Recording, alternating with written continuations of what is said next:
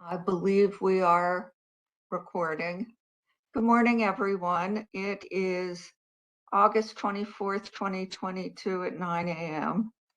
This is a public deliberation of the Baltimore County Board of Appeals in case number CBA 22033 in the matter of 1215 York Road LLC, the owner, and Two Farms Inc., the developer of a Royal Farm store, in an appeal of a November 30th, 2021 letter from the Director of PAI granting a limited exemption under Baltimore County Code 324-106B8.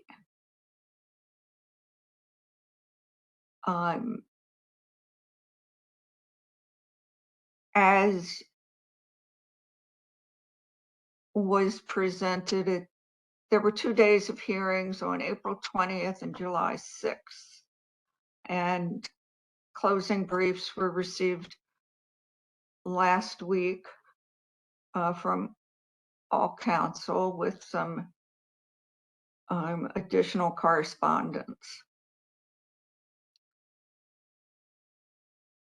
As you may recall, granting a B8 limited exemption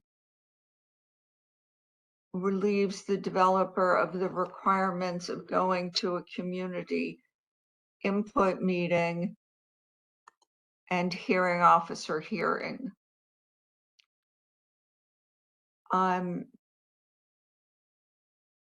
So this was a fairly narrow issue, though there were a lot of subsidiary issues raised.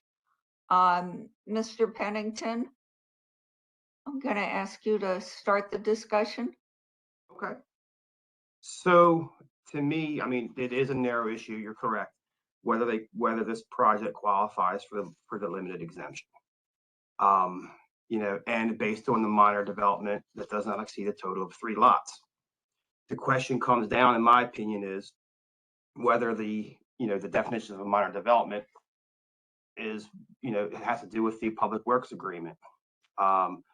If the development in which the improvements are determined by the director of PAI as minimal, then the public works agreement can be waived.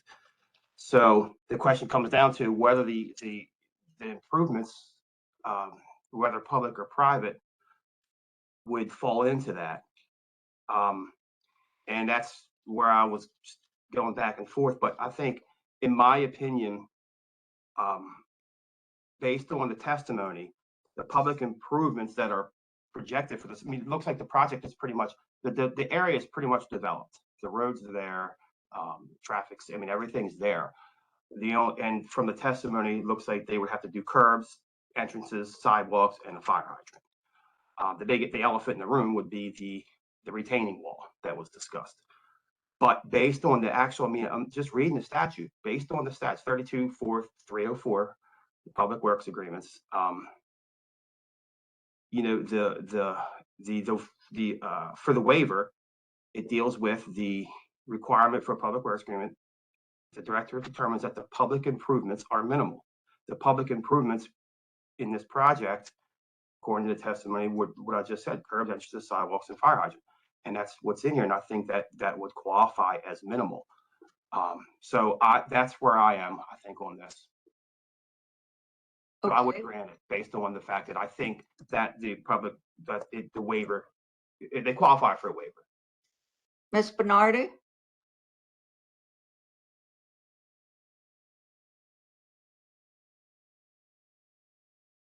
Ms. Bernardi, can you hear me?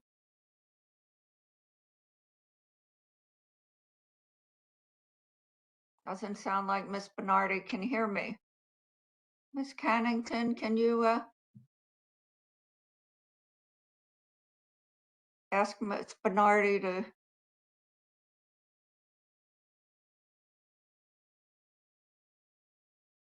Can you hear me?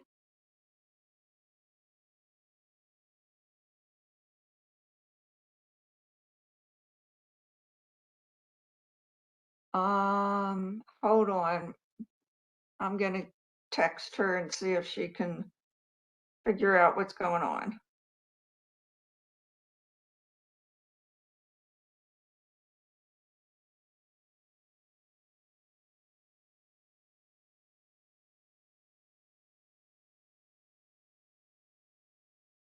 Ms. Bernardi, can you hear us?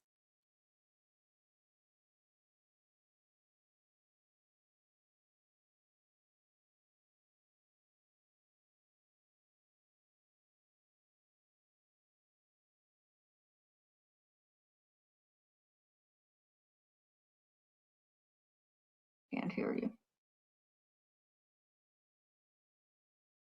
I wonder if she can see us.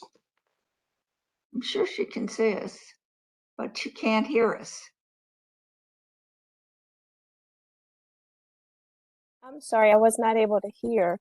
I can see you, but I couldn't Can you hear. hear us now? Let me try again.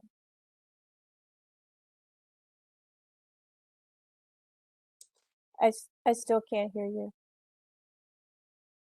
Are you able to hear? I can hear you. I'm calling you. Great. Now I'm able to hear you. Now you can. Yes. Okay. Great. Mr. Pennington just said that he felt that he would grant the limited exemption because of the fact that it does not, the directors found it doesn't require a public works agreement, and that the whole area has been developed. And in fact, this is a redevelopment site. And I was wondering where you are with that thinking. Yes, I was looking at my notes. I definitely agree.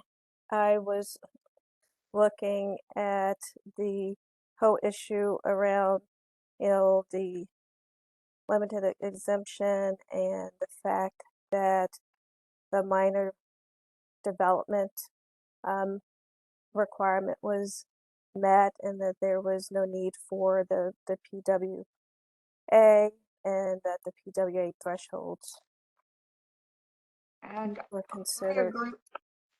I agree with you both that this is a minor development. I also think that though there were substantive issues regarding zoning, those issues are not ripe for us. And if they come back, there are a couple different ways they could come back to us. But this is not the correct way to get them before us. And there will have to be full development plan review, and those issues will have to be resolved before a development plan can be approved. So that I don't think that by approving the limited exemption, we're taking a position one way or another on those the other issues that the parties raised. And I also noted, it's always been my understanding that the DRC is a procedural tool and just provides a roadmap for the correct process for an applicant to follow. And I think that in this case, it is that of a limited exemption for a minor development. So I think we are in agreement. Is there anything either of you would like to add? Not here. No. Then that will conclude this deliberation, and I thank you both. Thank you, Ms. Dawkins. And hope you have a good day and enjoy what little is left of this summer. Thank you, Madam Chair.